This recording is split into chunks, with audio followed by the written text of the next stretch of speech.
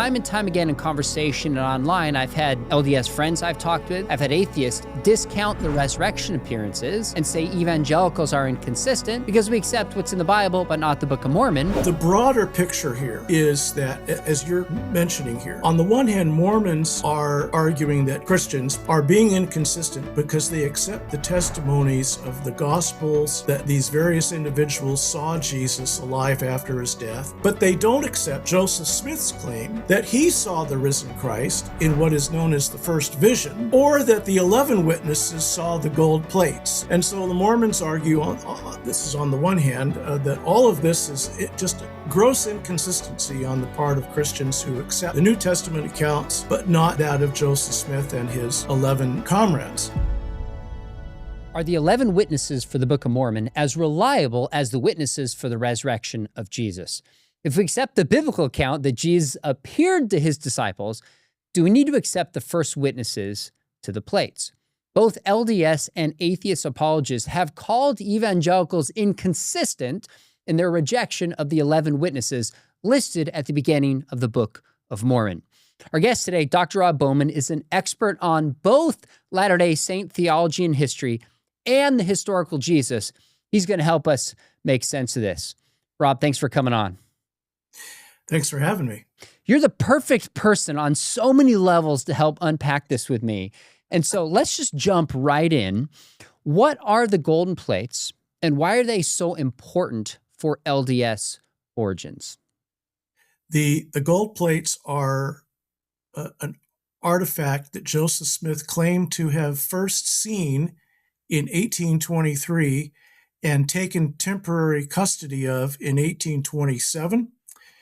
And translated, his expression was, by the gift and power of God, into English, mainly in 1829, after which the plates were taken into custody by the angel who had shown Joseph the plates in the first place. So the plates are no longer accessible or available for inspection or viewing. You can't go to a museum. You can't see them in Temple Square. They're not, you can see a model of them, but you can't see the actual plates. Nobody knows where they are. Presumably they're either buried somewhere again, which is one view Mormons have advanced, or they are in heaven. But they're not available.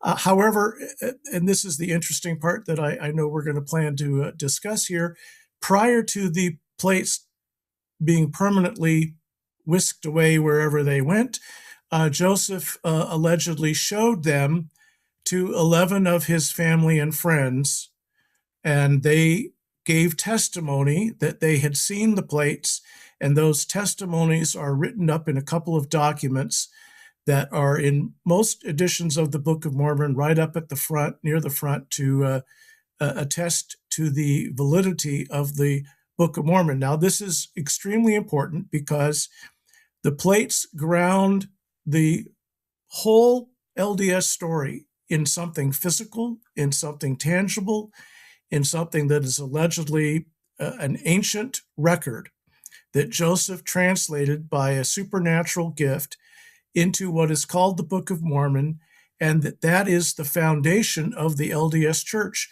Just a few weeks after he published the Book of Mormon in 1830, he founded what later became known as the Church of Jesus Christ of Latter-day Saints.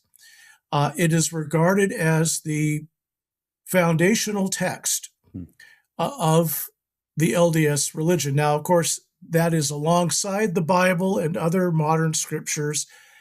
However, distinctive to the LDS movement, distinctive to Mormonism, broadly speaking, is this thing called the Book of Mormon, and its authenticity is dependent on the authenticity of the gold plates that Joseph Smith said he had and that he said he translated.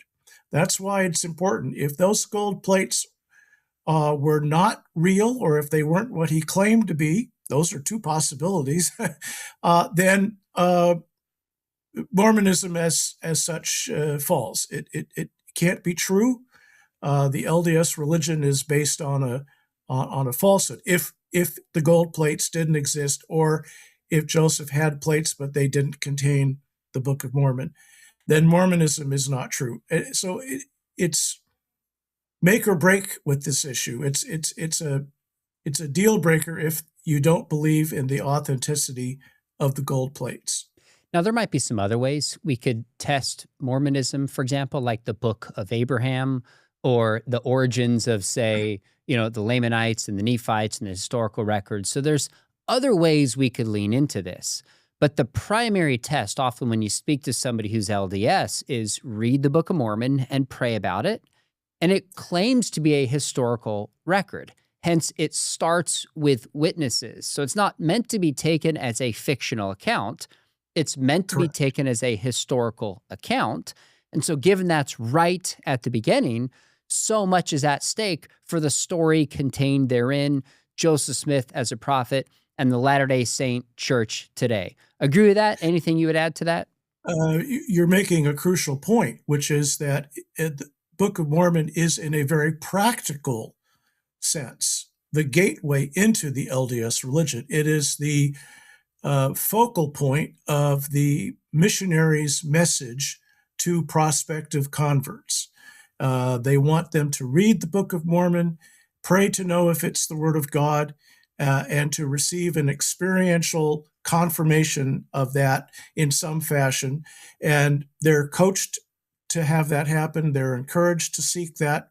And so most of the people doing that, most of the people who are reading the Book of Mormon and praying to know if it's from God or not, already have at least some kind of nominal Christian faith. They have some kind of Christian background. They say they believe in Jesus. They may not know what they believe about him, or they may not be firmly educated in their faith, but they profess to be Christians. And so the Book of Mormon is presented to them as, hey, if you read this and you see God is behind it, then you'll know that the LDS Church is the true church, and Joseph Smith is a prophet of God. So all of this depends on the authenticity of the Book of Mormon. Well said. Now, we're going to get into who these witnesses are, what they claim to have seen, whether they're reliable witnesses or not. But anything else about the plates? You said we can't assess them today. They're either buried, taken to heaven is the story that's often told.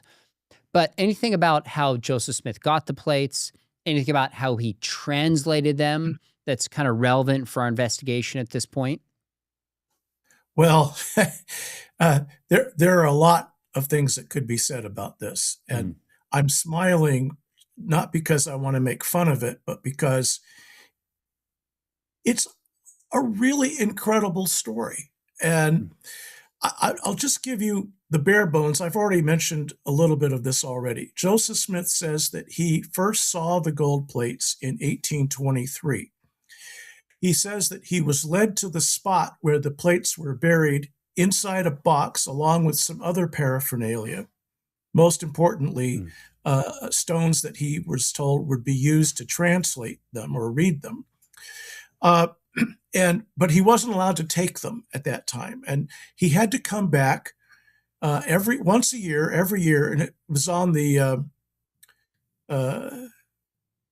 it was on or around September 21st, 22nd, something like the autumnal, what's it called, the equinox, and so he would come up back on this very special day on the calendar, and he would be shown the plates again and be told, you can't have them right now, you can't take them now.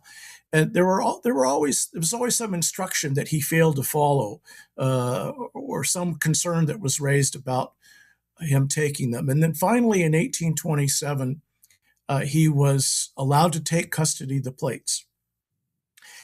He took them home without showing them to his wife, who was with him at the time, waiting in the wagon. She couldn't see them. He took them home. He wouldn't show them to anybody. He had a farmer friend of his named Martin Harris agree to take dictation of his translation of the plates. And I'm skipping parts of the story because it's just too long. And Martin Harris was not allowed to see the plates while he was taking dictation. There was something set up between him and Joseph for at least part of that time, and other times later on when he or somebody else was doing the scribal work, they they couldn't see the plates.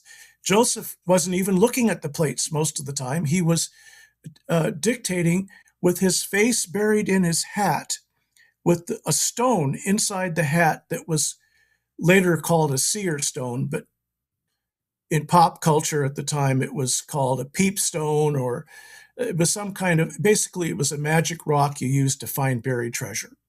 And Joseph had been doing that. He'd been using a stone in his hat to look for buried treasure for over 5 years before any of this got started, about 6 years. And he was doing the same thing. I almost said the same trick, but I don't want to be too prejudicial here. But it was definitely just a trick when he was looking for buried treasure. I think I can say that without fear of contradiction. After all, he did it for several years and never found a thing, unless you count the gold plates. But he didn't supposedly find them using the seer stone or the stone in the hat. So then Joseph dictates the Book of Mormon. Again, no one sees the plates throughout the entire period that he's translating them. They may see them covered up on a table, but they don't actually see the plates. Then Joseph, and how Joseph was dictating the Book of Mormon with his face buried in his hat remains a bit of a mystery, I guess we could call it, a puzzle. On the one hand, it's pretty impressive. He dictated 500 pages of text, and most of it in 2 or 3 months' time. There's some wiggle room for the exact chronology there, Sure. but he dictated a lot of content in a very short period of time. There's a lot of things we could talk about with that kind of explain at least that in some fashion, but it's still pretty impressive. On the other hand, he's not using the plates. He's not looking at the plates. He's not reading the plates. And there's, this common mythology in Mormonism of Joseph Smith with what look like spectacles, big spectacles on his face, with the stones set in wire rims so that he can use them as eyeglasses to read the plates. And he's looking at the plates and he's got his finger running along the hieroglyphs or whatever. That never happened. He didn't use the plates. To be honest, he didn't need the plates. Okay, so Joseph later on dictated all kinds of revelations without using physical documents, without even using the rock later on. So all kinds of questions come up at this point. And I'm just introducing that as background to you've got this thing going on with Joseph and the stone in the hat and the plates that nobody's allowed to look at or touch. They could pick, his wife says she picked them up or lifted them up to sort of dust under them a couple of times, but she wasn't allowed to look at them. Joseph hid the plates when he wasn't dictating the Book of Mormon with them sitting on the table. He hid them in a barrel of beans, or he hid them in a shed, or he hid them various places. Supposedly people were trying to steal the plates because they were reportedly made of gold, so they'd be worth something. And he had to go to all these extremes to hide the plates so that nobody would get them, which raises interesting questions later about the fact that the witnesses to the Book of Mormon had to have a prearranged meeting to be allowed to see the plates, and whether they were going to see them was always a little bit of a question. So that's kind of the background. So he finishes dictating the Book of Mormon in June of 1829, if I remember the exact month correctly, and he at some point there allows these 2 groups of men, 3 and 8, to see the plates, and then they're gone. Really well described. I had not connected for some reason, even though until I read the recent Joseph Smith biography by John Turner, that he has the plates. but is not even technically translating them. They're present, but he's not even using them, even though we're often told that's the narrative. And then, of course, he got revelation later without the plates. But with that said, the witnesses claim to have seen or touched these plates. It's at the beginning of the Book of Mormon. And time again in conversation and online, I've had LDS friends I've talked with, I've had atheists discount the resurrection appearances and say evangelicals are inconsistent because we accept what's in the Bible, but not the Book of Mormon. So let's dive into that a little bit more closely. Yeah. And maybe there's the 3 witnesses and there's the 8 witnesses. So 11 in total. Let's take them one by one with the 3 witnesses. So who are they? Go ahead. If I could just back up a little bit Sure. on this. The broader picture here is that, as you're mentioning here, on the one hand, Mormons are arguing that Christians, primarily evangelical Christians, that's what they're really targeting here, are being inconsistent because they accept the testimonies of the Gospels and of Paul that these various individuals saw Jesus alive after his death. They had experiences in which they sincerely believed they had seen the risen Christ. But they don't accept, the evangelicals and other Christians secondarily, don't accept Joseph Smith's claim that he saw the risen Christ in what is known as the first vision, or that the 11 witnesses saw the gold plates. 3 of them also said they saw an angel. And so the Mormons argue, this is on the one hand, that all of this is just gross inconsistency on the part of Christians who accept the New Testament accounts of these supernatural visions and experiences, but not that of Joseph Smith and his 11 comrades. On the other hand, skeptics are using the same argument in reverse, whereas the Mormons are saying if you accept Paul and the other appearances in the New Testament, you ought to be able to accept Joseph. The skeptics are saying you guys don't accept Joseph Smith, so you're being inconsistent by accepting Paul and the New Testament, other New Testament appearances. Now, it was seeing that this argument was being used by skeptics in this way, as well as by Mormons. And by the way, the Mormon use of this comparison goes back to Joseph Smith himself. That motivated me to write a book that came out in 2020 called Jesus' Resurrection and Joseph's Visions, examining the foundations of Christianity and Mormonism. What I tried to argue in that book is that if you approach these 2 sets of claims, the New Testament claims and Joseph Smith's claims, you don't assume miracles can't happen. You also don't assume that any miracle claim is as good as any other. But you look at the evidence for both sets of claims as a whole, as an aggregate, and you try to be as fair-minded as you can and apply the same standards and methods to both, not special pleading for one and not for the other. If you do that, I argue that the evidence for Jesus' resurrection in the New Testament and his appearances, especially that to Paul, but all others as well, is very, very good. The evidence is excellent. And there's no really overriding big problem with these accounts. There's minor apparent discrepancies, but there's nothing that takes them out of the realm of history. They're miracles. If you think miracles can happen, then there's nothing really wrong with these stories. Whereas in the case of Joseph Smith and his associates, we have serious historical problems that don't have anything to do with me assuming theologically that an angel wouldn't appear to Joseph Smith there's no theological question begging here. There's no dogmatic objections at all. It's just looking at the matter historically. We have serious reasons to question the first vision, in which Joseph Smith said Christ appeared to him, and we have serious reasons to question the authenticity of the Book of Mormon.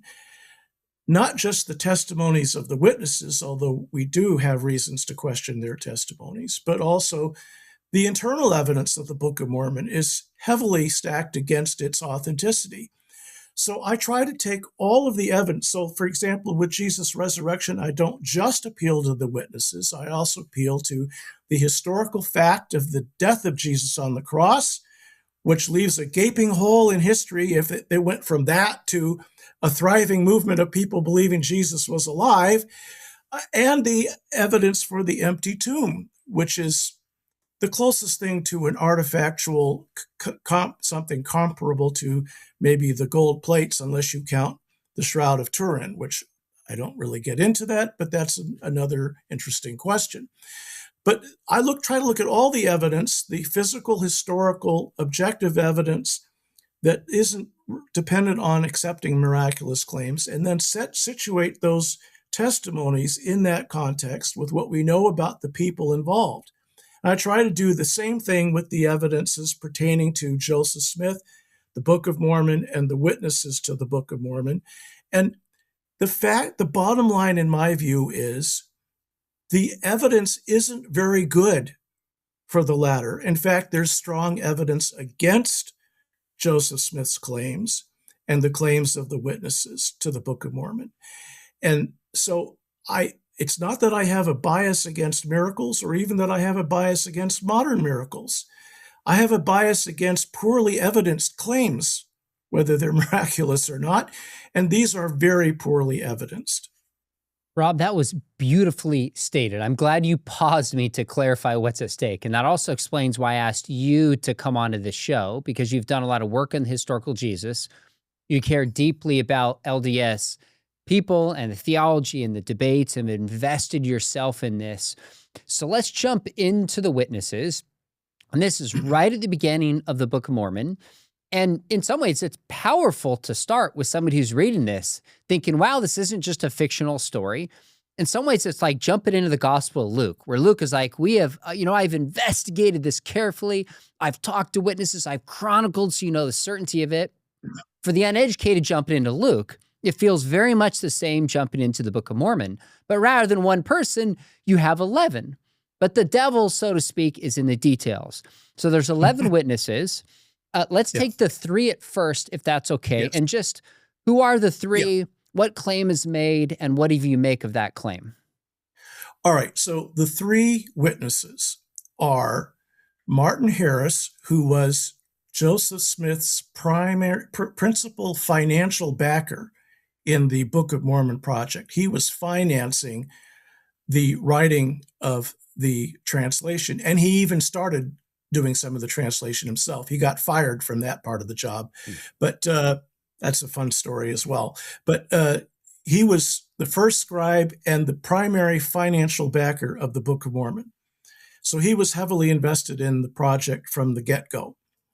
The second person I'll mention is Oliver Cowdery. Oliver Cowdery became the primary scribe for the Book of Mormon. He wrote most of the manuscript of the original manuscript of the Book of Mormon, and then he made a duplicate copy of it in his own hand, also in 1829.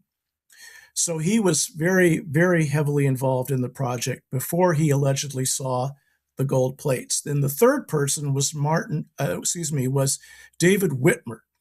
David and his family hosted Joseph and his wife for months while Joseph worked on translating the gold plates into the Book of Mormon. So they were very heavily involved in the project as well, very supportive of it, believed in it fervently prior to seeing the gold plates.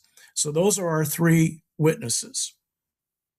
Okay, so let's talk about why you don't believe them and think their claims are credible, and maybe what they really actually saw. Because part of the debate was this just a spiritual scene or was it a physical scene? And then we'll get to the 11. So break those down for us, if you will. Sure. Now, I apologize if I keep taking the wheel here in a way I shouldn't. Take it away. Take us where we need to go. I want to make something clear here. Do it. And that is that if we just look at each individual and their testimony or their contribution to the testimony that was written down that's in the front of the Book of Mormon now. You could have questions, but there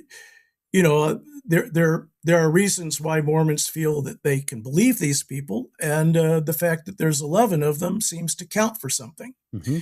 And so it's the big picture about these 11 witnesses that also disturbs me, as on top of, or maybe even more so than their individual stories. Now, with regards to the three witnesses, what happened was, as I mentioned, they didn't get to see the gold plates at first. They were not allowed to look at them, even though Joseph had them for various parts of a period of over 2 years, and or about 2 years, and they desperately wanted to see them. And at some point, Joseph delivered a revelation that God was going to allow Martin Harris and a couple of others to see the plates. And that was eventually written into the Book of Mormon itself. There's a prophecy attributed to an ancient prophet, Israelite prophet in the Book of Mormon narrative, predicting that the person to whom these plates would be entrusted would be allowed to show them to three witnesses. And of course, from an outsider's perspective, this is simply something Joseph introduced into the Book of Mormon narrative as a prophecy to tell his supporters, yeah, you're going to be able to see these. From a Mormon perspective, it's, 2,500 years ago, God revealed this to the Israelite prophet living in the Americas. So that's the two very radically different perspectives, right, on this passage. And this is going to come up hundreds of times if you're reading the Mormon scriptures. So anyway, Joseph told these three guys that we've mentioned that they were going to be those three witnesses. Now, later on, Joseph introduced the idea that there was going to be a possibility that other people besides the three were going to be allowed to be the witnesses among the witnesses. At first, it was just three. It was going to be limited to three, and then it was expanded to possibly others that the Lord might so choose. That kind of open-ended, escape valve, actually, escape clause. So the three witnesses were taken into a secluded part of the woods outside one of the Whitmer's homes, and allegedly, a brilliant light came over them, bathed the area, and but only after. This is one of the weirdest parts of the whole story. Only after Martin Harris said, "You know what? I think I'm holding up the show here," because they were praying earnestly for this vision to come upon them, and nothing was happening. And Martin said, "I think I'm the problem here." So he separated himself and went off somewhere away from the others so that they could continue praying and seeking the vision without any spiritual obstruction on his part. Everyone seems to agree this happened in some fashion. So then the other two witnesses, Oliver Cowdery and David Whitmer, were with Joseph Smith, and they reported this bright light coming over them and seeing an angel, and the angel holding the gold plates and turning some of the pages so they could see that there were metal pages.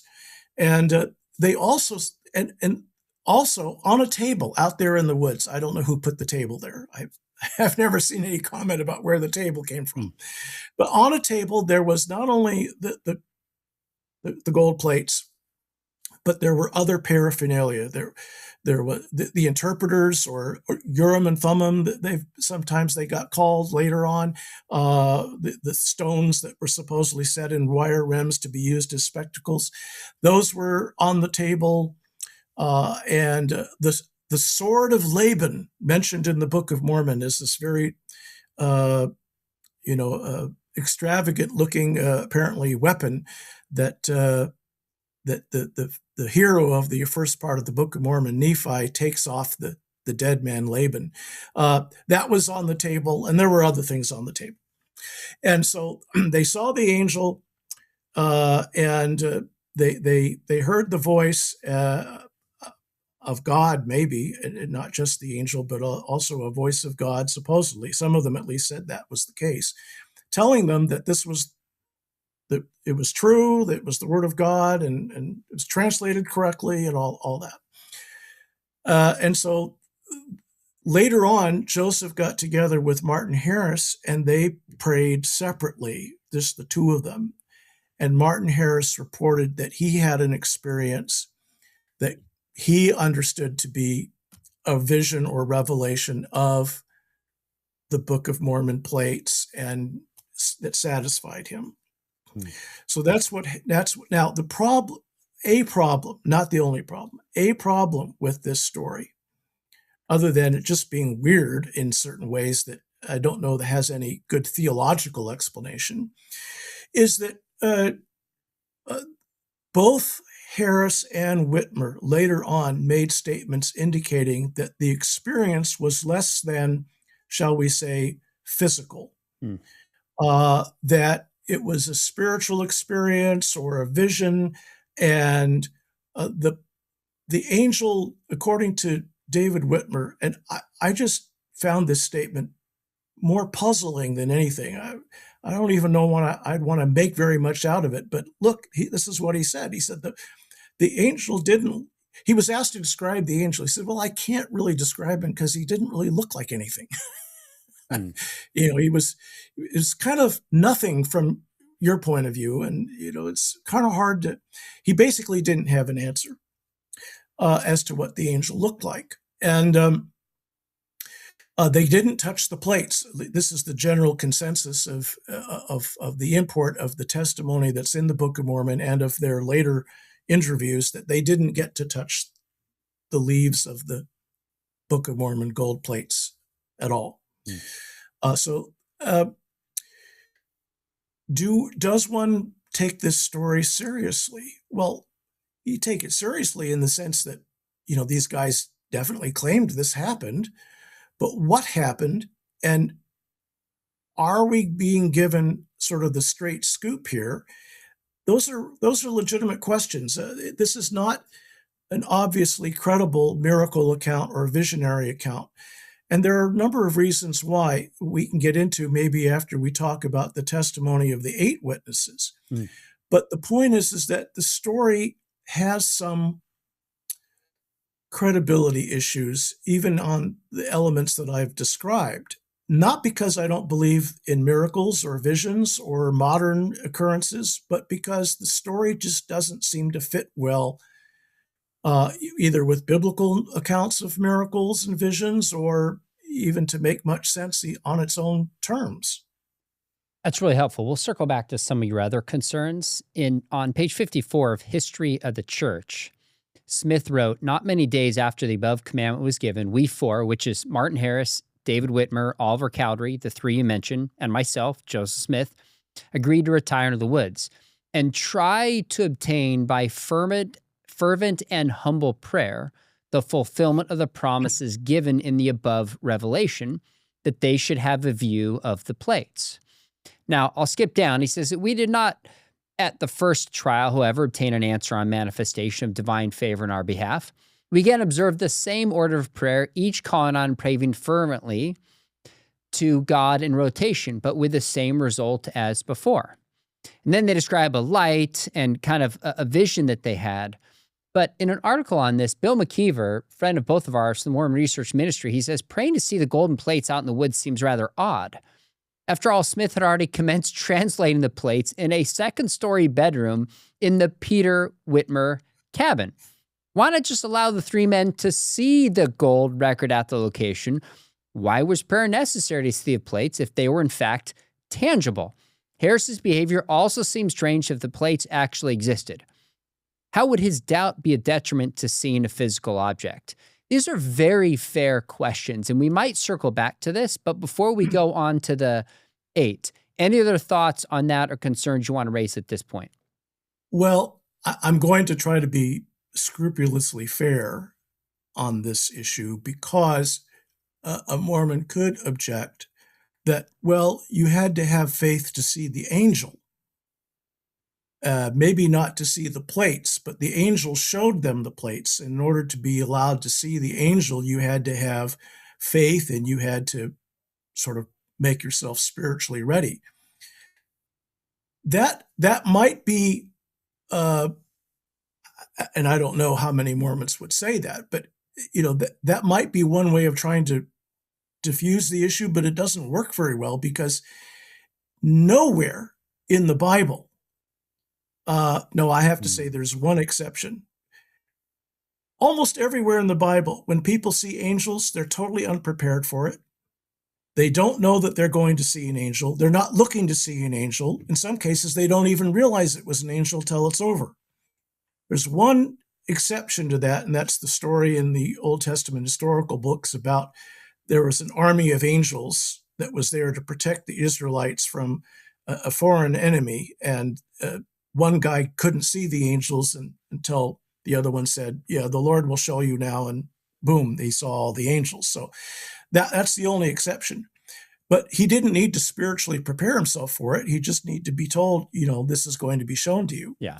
So this idea that these three men had to spiritually prepare themselves through fervent prayer and kind of work themselves into a spiritual state, really, in order to see the angel and the plates is very suspicious. It does look like, in fact, that was the point. They had to work themselves into a spiritual lather in order to have the experience. That's what it looks like. And of course, yes, I'm speaking about this from an outsider's perspective, but it makes sense in a way that the claim that they really did need to have this kind of faith and fervency and prayer before they could see the plates. That theory is not only scuttled for the reasons that you mentioned from Bill McKeever saying, but also because, as Bill would agree, the thing that happened a day or two later completely disproves the whole thing. And that is that the 8 were allowed to see the plates and they didn't have to prepare themselves in any way, shape, or form. I don't understand why it was necessary for the 3, but not for the 8. Now, that's a great question. Let's go to the 8. But I would say in history of the church, Joseph Smith wrote that they would try to obtain by fervent, humble prayer, referring to that they should have a view of the plates, not the angel. And if they're correct. physical and he's translating it, we don't need an angel to deliver it. So it just adds layers and confusion. But with that said, let's shift to the 8 right now and talk about who they are and what you make of that. Okay, so the 8 witnesses, I'm going to rattle off their names, and just doing that will be informative. John Whitmer, Jacob Whitmer, Hiram Page, Christian Whitmer, Peter Whitmer Jr., Joseph Smith Sr., Hiram Smith, and Samuel H. Smith. Now, all of these 8 witnesses turned out to be members of either the Whitmer clan or the Smith clan, because Hiram Page was married to David Whitmer's sister, Catherine.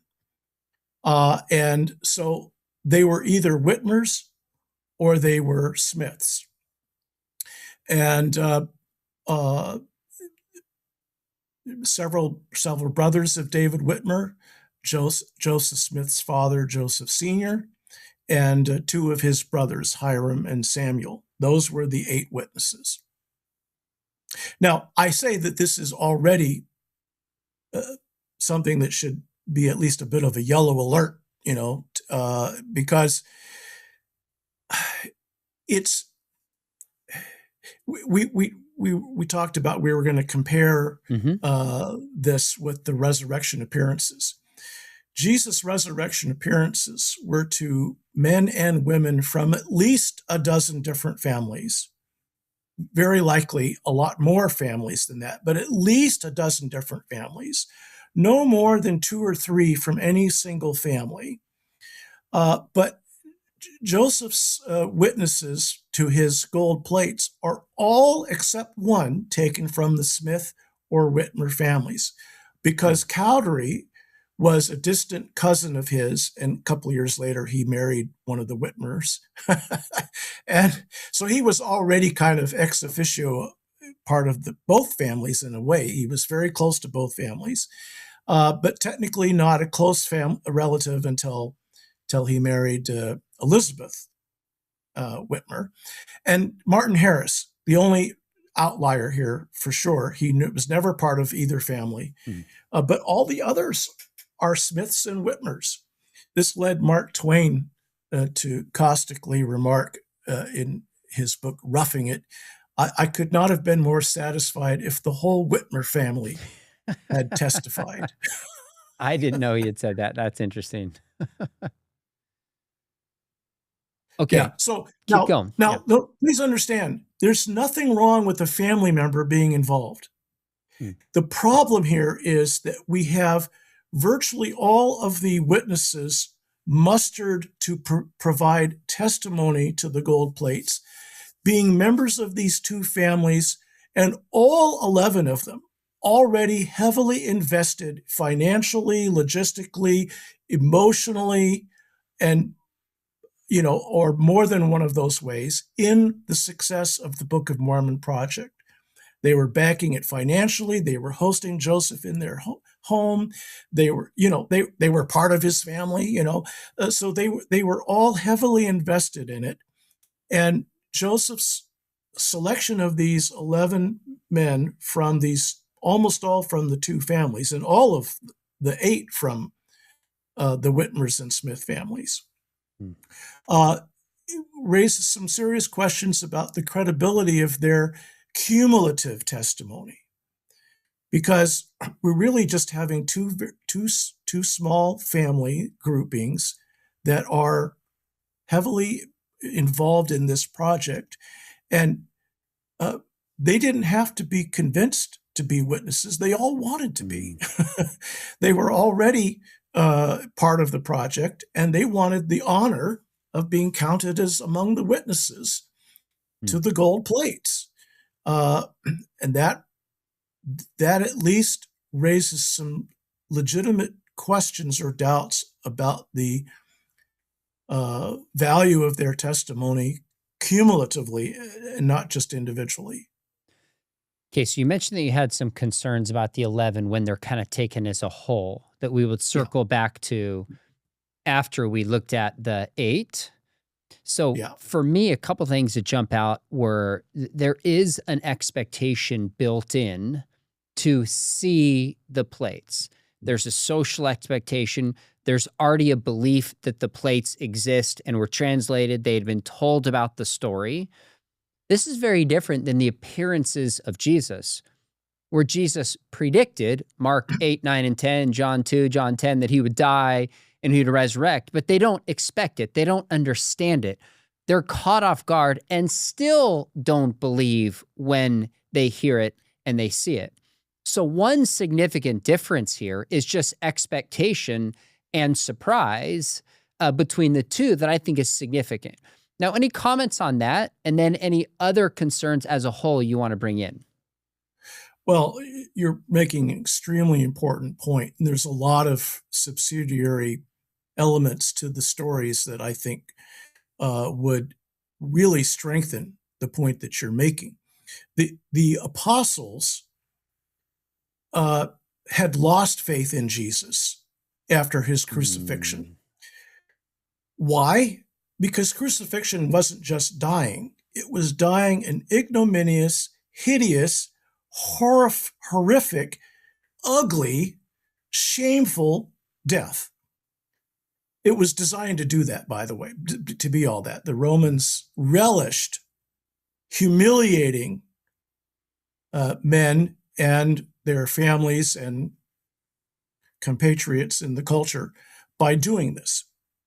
And so the fact that Jesus had been killed by the Romans in this horrific fashion was proof positive to everyone that he couldn't have been the Messiah. After all, the traditional, conventional view in popular Judaism at the time was that the Messiah was going to be a latter-day David or Joshua, and he was going to destroy the Romans and set up the kingdom of God with Jerusalem as the capital city over the whole world. That was the hope. And instead of crushing the Romans crushed him. They crushed Jesus. And so in doing that, they crushed the hopes and beliefs of the disciples as well. They had no reason to think Jesus could be anything significant other than a wonderful rabbi who, ended up getting caught in the cogs of the wheel of the Roman Empire. But he certainly was not the Messiah. He certainly was not any kind of cosmic redeemer type figure. They didn't think of him that way once he'd been crucified. An example of this where it becomes explicit is the two disciples on the road to Emmaus talking to Jesus, not knowing it's Jesus. Are you the only person that hasn't heard this story? And they're telling him what happened. And by the way, they didn't recognize Jesus because the text says their eyes were kept from recognizing him. In other words, that's a divine passive. It's a way of saying God prevented them from knowing it was Jesus. It was Jesus. It probably looked like Jesus, but they just couldn't tell. So the two guys say to Jesus, we had hoped, past tense, we had hoped that he was the one who would redeem Israel. The past tense is very tragic. There's pathos there. There's disillusionment and disappointment in those words. This is why the two are on their way to Emmaus. I don't think they had a big business deal going down in Emmaus. They had heard that, Jesus had just been crucified, and they'd heard that the tomb was empty, and they were worried that they were going to get blamed. It's probably what was going on. And they decided to get out of Dodge. They didn't want to be around for whatever happened next. So here they are, they're running away from Jesus without knowing it. And speaking a little bit metaphorically here, Jesus runs after them. By the way, forgive me for going off script here, but just keep quickly, going. This is a death knell to the Mormon interpretation of the passage, where later on the two disciples, once their eyes are opened and they recognize that it was Jesus, say, didn't our hearts burn within us as he was opening the scriptures to us? And Mormons use that as a template for, here's how you know that Christianity is true. Here's how you know that Mormonism is true. If you have this deep burning feeling, this warm certainty, emotional, spiritual feeling in your heart that it's true. But to get that in Mormonism, you have to seek it, just like the three witnesses had to seek the opportunity to see the plates in fervent prayer, and it was questionable whether they would be fervent enough. You have to seek the experience of that burning in the bosom, as Mormons call it, based on this verse in Luke chapter 24, in order to get it. But the two disciples on the road to Emmaus were not seeking Jesus. They were not seeking a spiritual experience. They were trying to get out of town before something bad happened to them. And I just want to say to Latter-day Saints that are listening, the way God reveals truth is not to bypass the historical, physical, scientific, material evidences, but he reveals himself through those things. He revealed himself with a mighty hand through the Exodus and the conquest. He revealed himself through the miracles that Jesus performed during his mortal lifetime and through his own resurrection from the dead. God is in the business of showing himself through these kinds of actions, and he provides a trail of clues that are left behind for people that want to know if these things really happened or not. And that's how we know that these things are true, not because we have a feeling in our hearts that tells us this is the right church to join or this is the right book to believe. I don't even do that with the Bible. I believe the Bible because I have reasons to believe that it's true, and because it has proven itself to remain valuable, illuminating, enlightening, and powerful in people's lives, even after we've forgotten half of what was going on in the cultures where they were written. So there's a wealth of evidence in support of the Bible, but when it comes to Mormonism, if you want to believe it, you are constantly having to explain things away, like the problems that we've already been talking about. And so these two disciples on the road to Emmaus are an example of God intervening to provide evidence to people that weren't looking for it. And in Mormonism, the 11 witnesses were desperately seeking to see the plates to confirm to their minds that they were supporting something that was true, but also because it was going to be a great honor to be witnesses to the gold plates. And in the case of Jesus' resurrection, he's constantly appearing to people out of the blue. They're not looking for him. They're not expecting him. Jesus appears to Mary Magdalene. She's confused and she's crying her eyes out and she thinks he's the gardener. What did That's you do right. with this body? Jesus appears to the disciples in the upper room. They're startled and they think they're seeing a ghost. Paul is on his way to persecute Christians, and Christ stops him on the road and says, "Why are you persecuting me?" These are the New Testament models or examples that we have of how people came to recognize that Jesus had risen from the dead. The witnesses to the resurrection of Jesus Christ were not people that sought to be those witnesses, but they were pressed into service by the unprepared, unannounced, not prearranged appearance of Jesus to them. Whereas all of the experiences of the 11, whether it's 2 or 3, however you want to count those, they're all prearranged by Joseph Smith. If you want to see the gold plates, you got to come with me out into the woods when I say, and then if you pray really hard for the first group, for some reason, you can see the plates and an angel will show them. The 8, we don't know exactly what happened there, but they had to go with Joseph. They had to be with Joseph, and they had to go when he said it was time to go, with his permission. Jesus just appeared. Peter didn't do that. Peter wasn't even present at most of the appearances of Jesus in the Gospels. He certainly didn't prearrange any of them. Peter never said to the other disciples, "Hey, would you like to see Jesus? He's in the other room, but he's kind of shy. And if you want to see him, you have to pray real hard and really show yourself spiritually worthy and focused.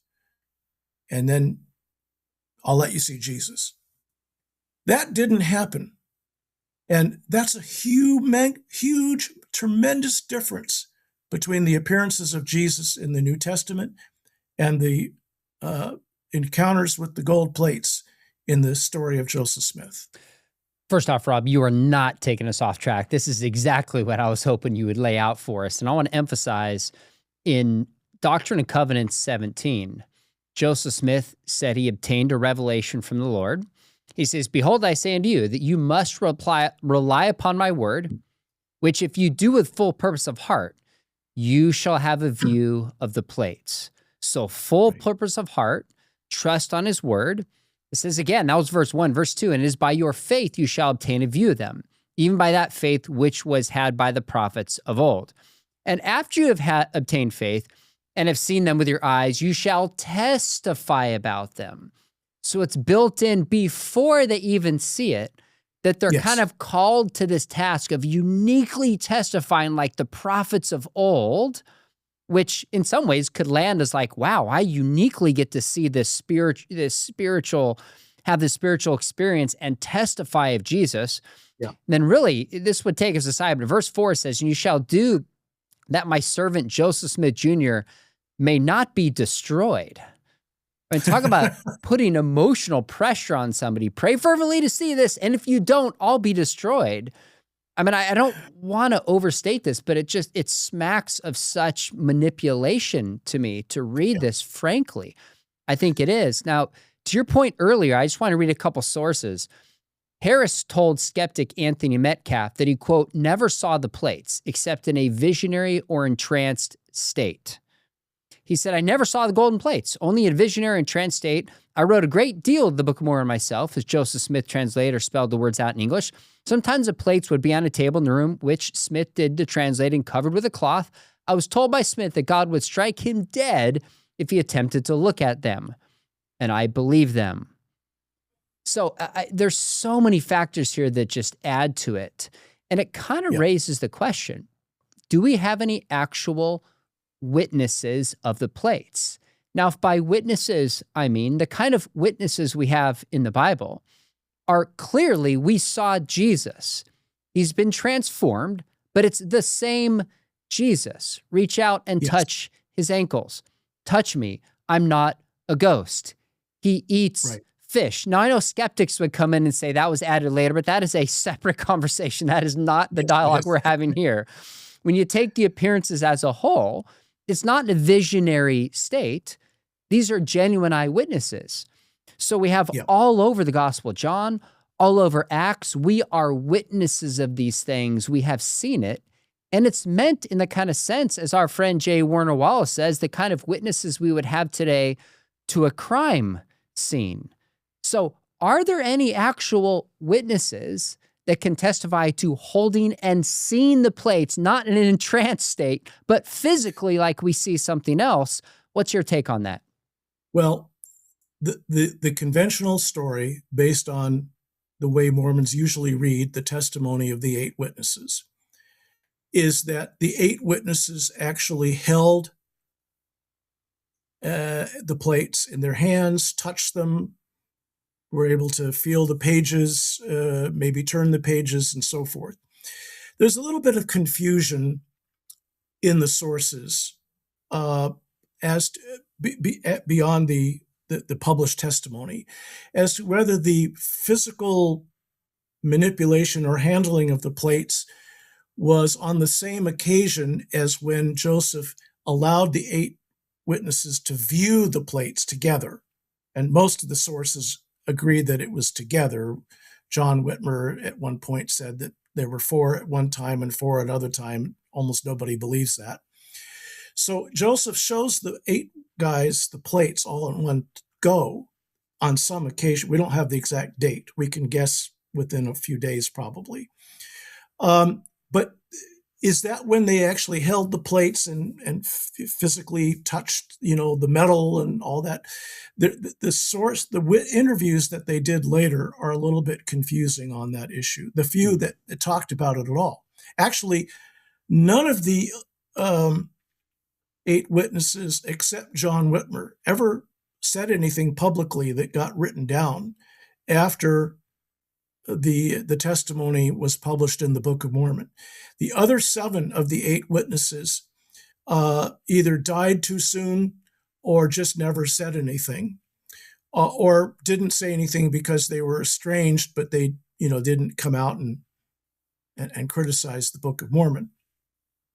The 3 of the, so as I mentioned, John Whitmer, one of David's brothers, said a very little bit, not much. At one point, he said something about being shown the plates by a supernatural power. Does that mean it was a spiritual experience? It's unclear. Then, of the 3 witnesses, the first group, 2 of them gave extensive interviews, mostly in the 1870s. So that's 40 plus years later. They're talking to newspaper reporters and others about their experiences, and they talk about seeing the plates. And as you mentioned, several times they said things that seemed to indicate that the plates were not shown to them in a physically solid, form that they could, have reached out and touched or something. At one point, David Whitmer compared it to, or was asked if it was similar to a Quaker experience of something spiritual, and he said, "Yeah, Wow. it was." I'll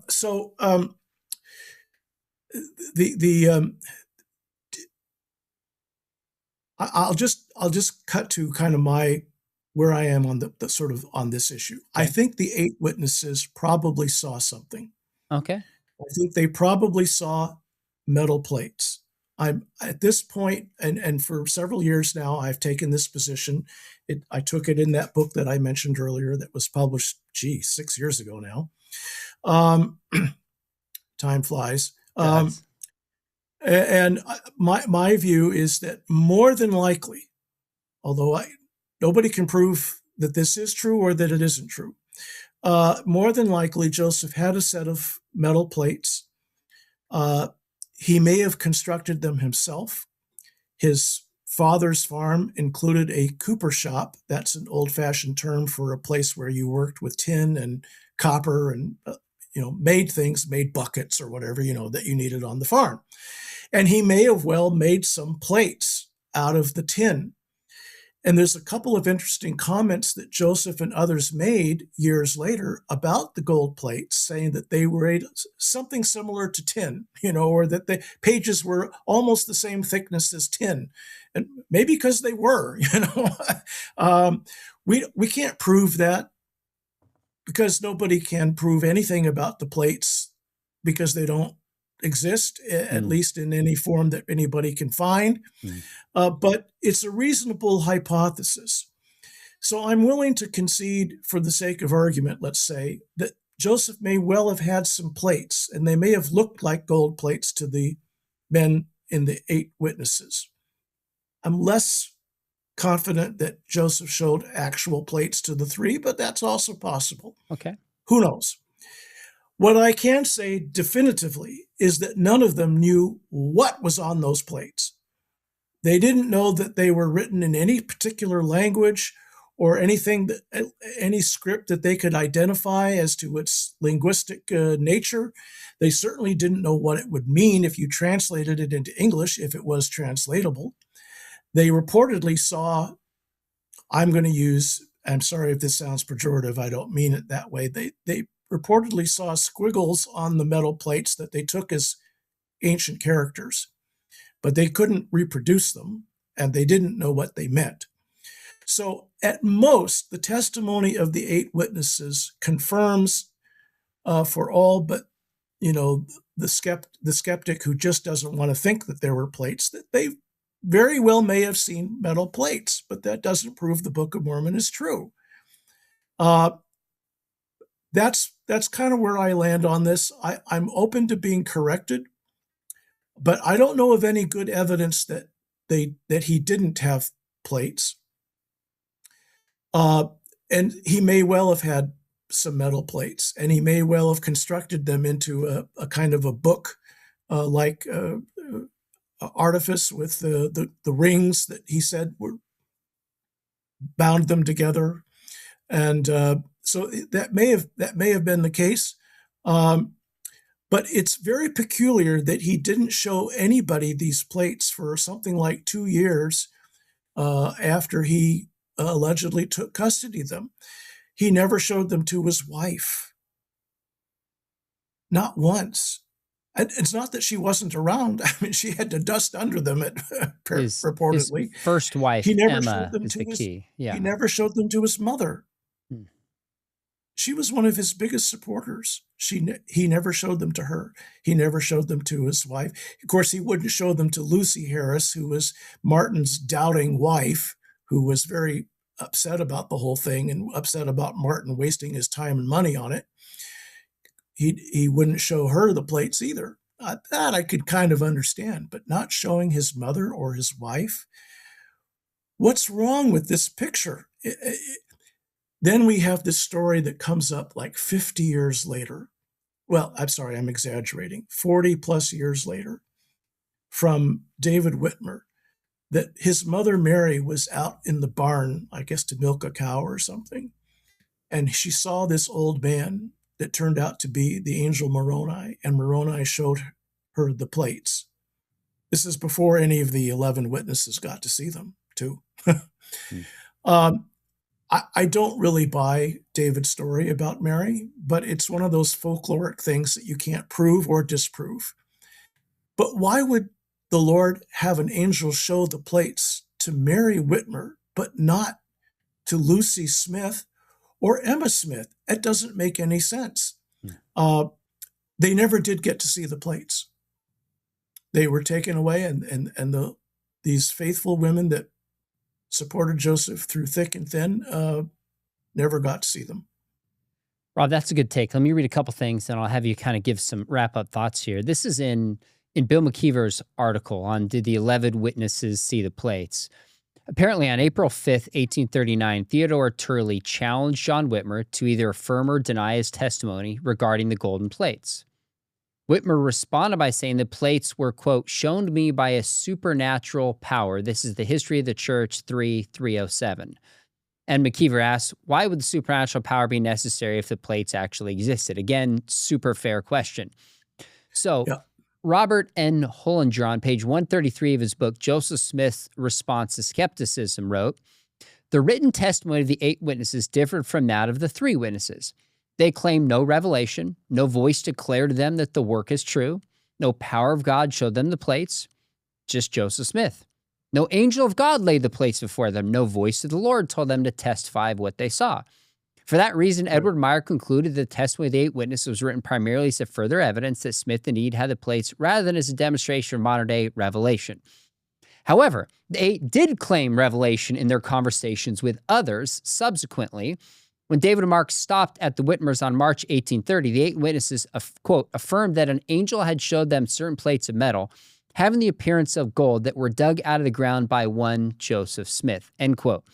They explained to Marx certain basic points about the Book of Mormon and its contents, but claimed to have viewed the plates in vision only. So minimally, the few times they've spoken, there's very contradictory testimony about what they saw, how they saw it, whether it was physical or spiritual, also like the 3, which calls it into question.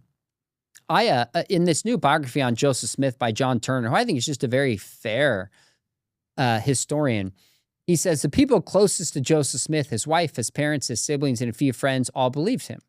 At the same time, because he did not show his family and friends the plates, there aren't witnesses in the ordinary sense of the term. That's a powerful distinction, if he's right, from the witnesses that we have to the risen Jesus. Then you skip down, he says, along with an acknowledgement of the scanty evidence for this critical episode in Joseph Smith's life, readers deserve an author's best sense of what transpired. In this case, it is that Joseph Smith did not have golden plates. When someone refuses to show a hidden, valuable object to others, the simplest explanation is that he does not possess it. Now, that makes sense. That's a reasonable conclusion. But your point is, even if he had it, what would this prove? And I don't know why I don't hear enough people saying this. There's a qualitative difference between seeing golden plates that by their very nature are not necessarily supernatural. Anybody could make them. We've seen replicas of these today. I've held them myself, seen them with my physical eyes. Even if all of them saw the plates, that's qualitatively different than seeing a person alive who was dead 3 days earlier and crucified, and the wounds are gone. So in some ways, I'm super skeptical of the story. I'm super skeptical that they're witnesses at all. But even if they were witnesses, it wouldn't prove anything supernatural about the contents therein. Do you agree with that assessment? Tell us what you think. Yes. Now, look, the testimony of the 8 witnesses wasn't written by any of the 8 witnesses. It was a document that was drafted for them, probably by Oliver Cowdery and or Joseph Smith. It's written in a quasi-legal style, like an affidavit. It's written like it's a legal document that they're going to sign as the signatories to this affidavit. So is the testimony of the 3 witnesses. I mean, there's religious language interwoven through it, but the style and a lot of the specific kinds of statements that are made are clearly in a legal cachet. And yet, neither of these 2 documents has a date.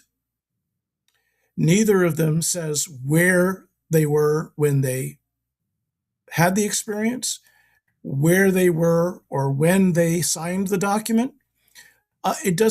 Neither document gives any particulars at all about the specific occasion of the witnessing of the plates or the signing of the document.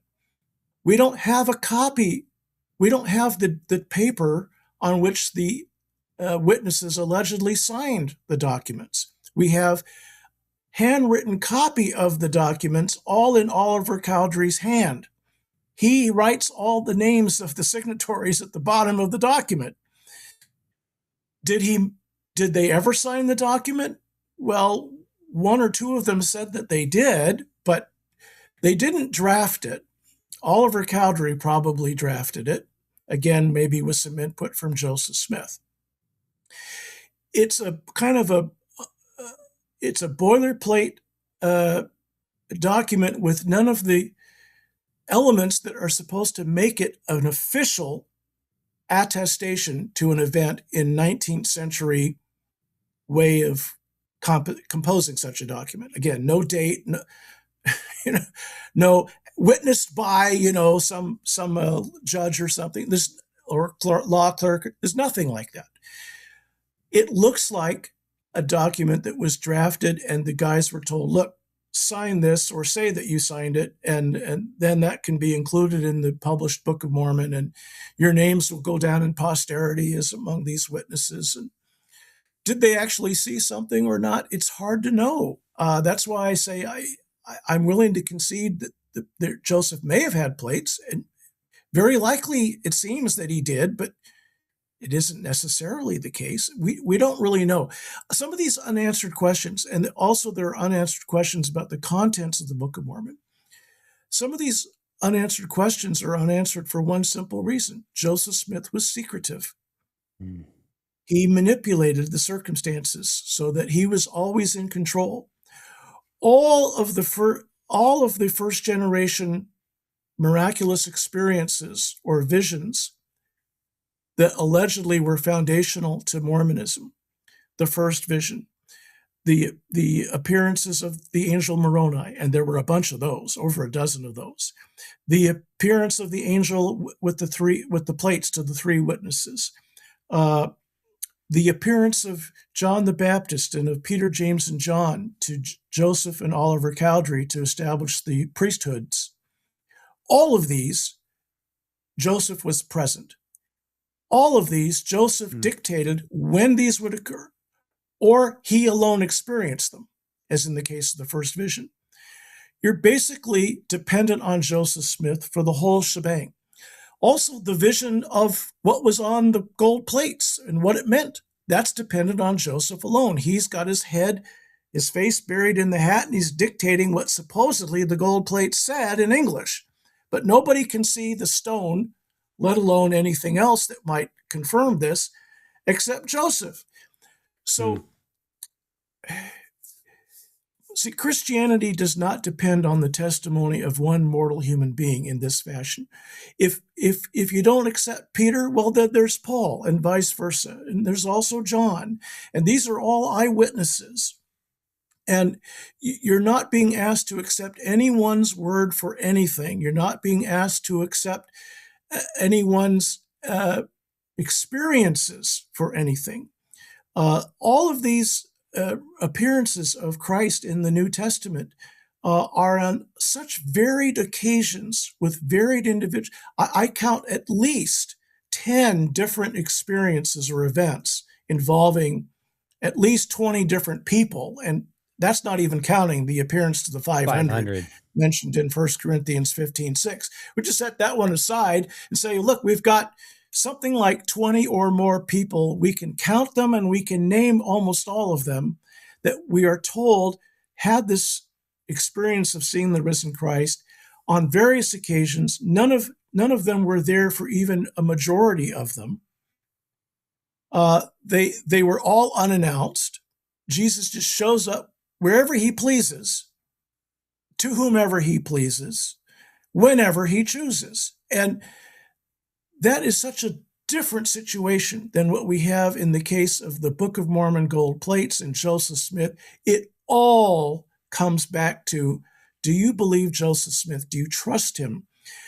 Or was he a manipulator? Now, I have to be honest with you. When I first started really researching Joseph Smith in a very serious fashion, his whole life and all of these things, I didn't know what to make of Joseph. Was he telling the truth? Was he demonically inspired? Was he a deceiver, a con artist? I was willing to follow the evidence wherever it led. I'm honestly, if it led to me concluding that Mormonism was true, okay, well, then it's true. That's how I felt about it. But I had good reasons already to think that wasn't the case, but I was still open to investigating whether Joseph was sincere or not. I came very reluctantly to the conclusion that he was not, that he was a con artist, that he was pulling shell games on people, that he was manipulating people. Look, if you pray really, really, really hard, maybe God will let you see the plates. This kind of thing creates an expectation and puts pressure on the person to feel that they're going to have this experience and sort of primes the pump so that they do. Just like children in the LDS church being taught from the day they can start understanding words that you need to have this experience of the testimony of the Holy Ghost, that the Book of Mormon is true, and that Joseph Smith is a prophet of God, and the LDS church is the true church, because that's how you'll know, and that's how you'll become a strong believer and have a healthy spiritual and moral life. You've got to have that testimony. And they're coached to learn how to do that. And naturally, a lot of people who are raised in the LDS church end up having that kind of experience. I'm not criticizing those individuals or saying they're insincere, but I'm saying that they're in a system that is inherently manipulative, spiritually manipulative. And it started with the grand spiritual manipulator, Joseph Smith himself. I don't say that out of to be unkind or hateful even toward Joseph Smith, but reluctantly forced by the evidence to conclude that he knew what he was saying wasn't true. And I try to go into that in that book that I mentioned, Jesus' Resurrection and Joseph's Visions. I'd rather not think that of anybody. I'd rather think the best of them. I'd rather think Joseph was just mistaken, but the evidence just won't support that.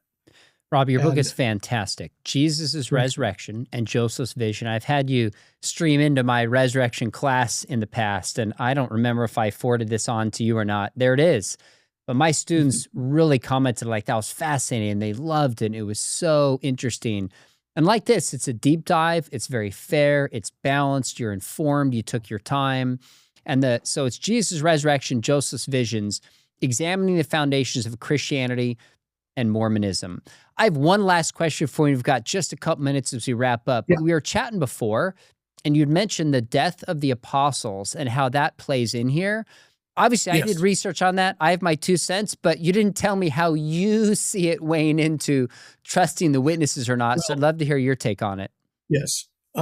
Joseph Smith Jr., the founding prophet of the LDS Church, and his brother Hiram Smith were killed in a blazing gun battle in 1844. They had been put in jail. A mob stormed the jail. Gunfire broke out. Joseph had a pistol of some sort that he used to shoot back, but he and his brother Hiram were killed. That was a terrible thing. The mob acted in an atrocious fashion. They should not have done that.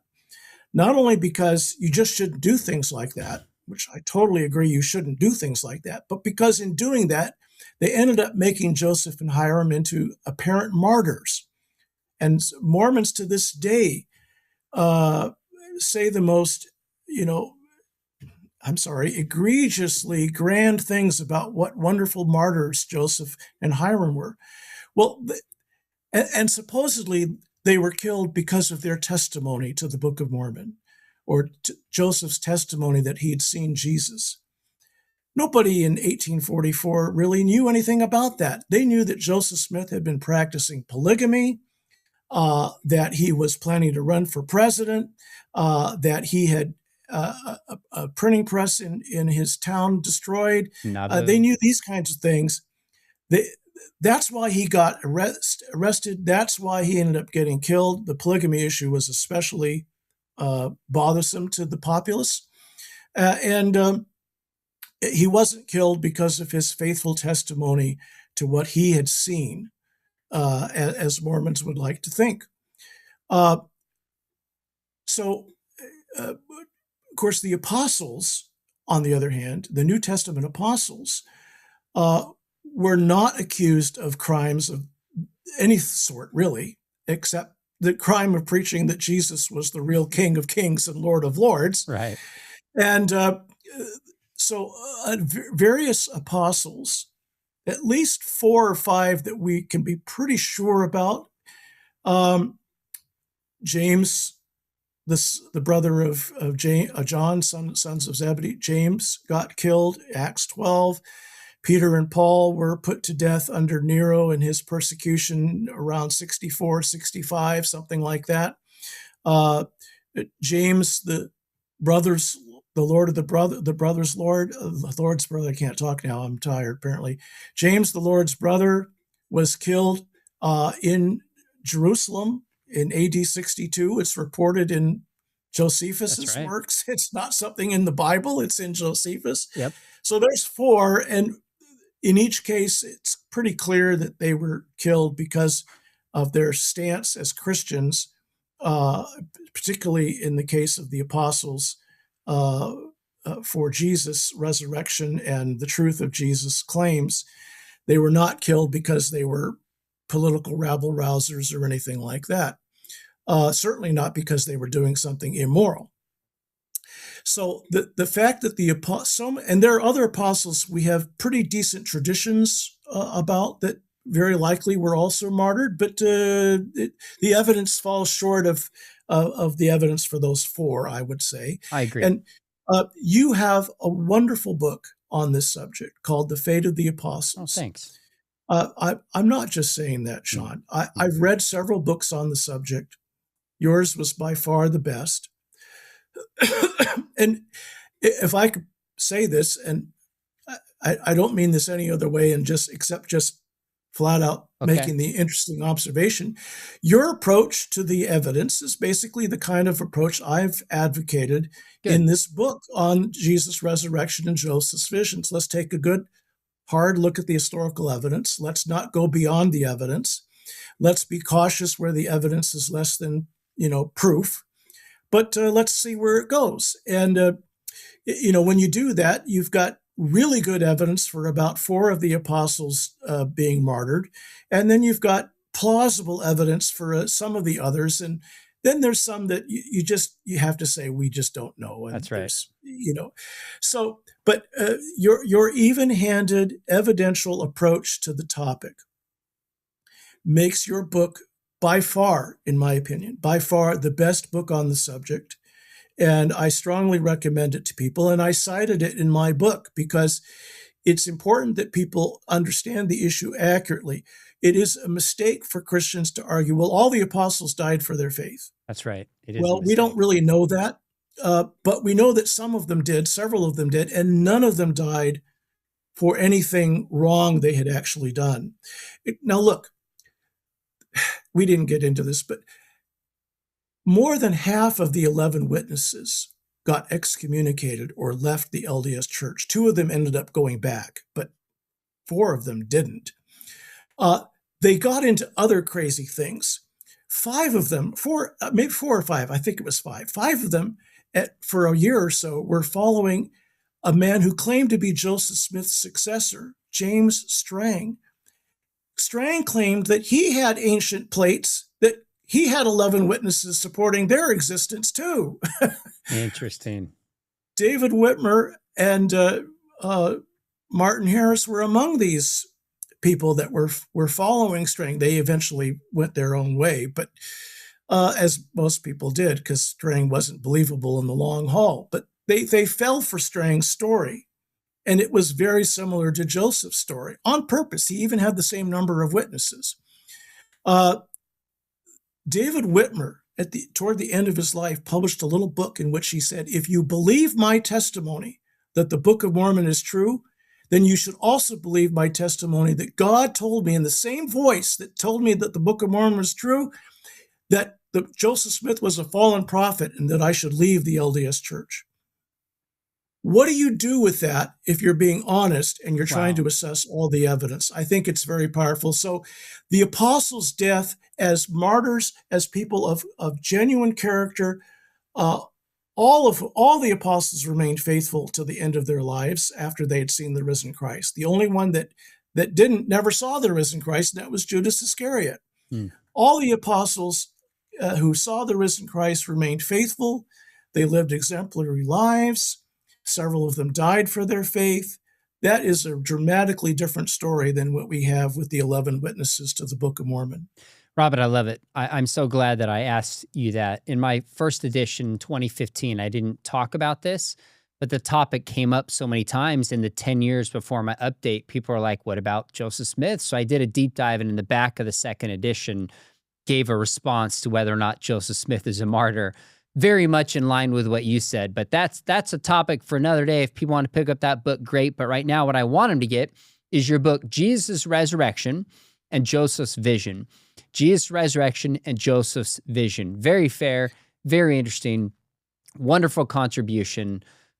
Rob, we will do this again. And by the way, if people respond here, maybe we'll have you back on, maybe Bill McKeever, maybe some others to respond. I've had people in the past snarky personal attacks on videos like this. I will ignore you if you do that. And I'm not even saying most LDS would do that. The vast majority would not. But if there's a response where people push back, we would welcome that historical analysis. One of the things I like about this is it takes the Bible and it takes the Book of Mormon into the question of history.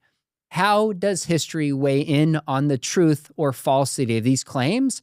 And that's a conversation that I would love to have, and I know you would as well. Rob, this is super fun. Yeah, go ahead.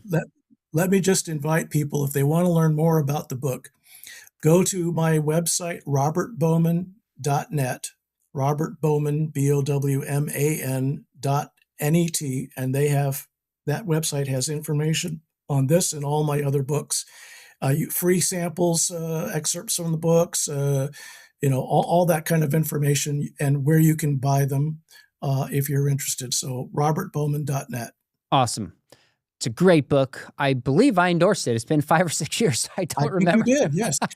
Now that I think about it, I think I did. It's been a little while, and happy to plug it here. Rob, thanks for your research on this. Thanks for your even-handedness. Thanks for your obvious love for not only history and the scriptures, but LDS people and the truth. Just a wonderful model how to do this, and we'll definitely have you back. Thanks, my friend. Thank you so much.